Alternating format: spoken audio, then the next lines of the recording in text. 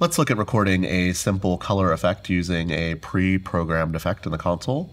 So first I'm going to go ahead and say go to cue out just to get everything off the stage.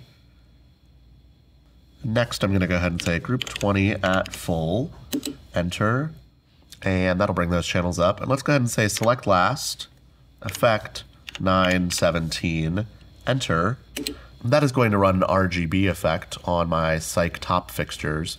And you can see in the color picker all of my dots racing around. That shows me that that's running a rainbow for me.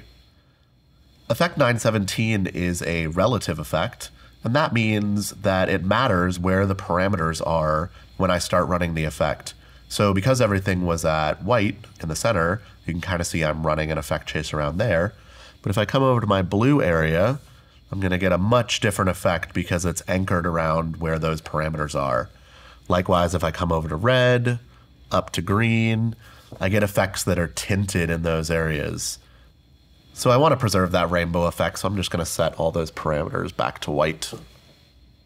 And I like that, so I want to store that in my next cue. So I'm going to say record cue 26, enter. And you can see that the values change to blue, meaning that they're stored.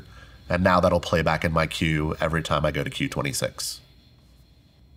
If I want to stop an effect, all I have to do is grab those channels and I can say stop effect, my hard key, hit enter, and you'll see I get a stop flag. If I want to store that stop flag into my cue, I can say record cue next, and that's going to give me cue 27. When I hit enter, my stop flag is stored, and those channels will stop their effect 917.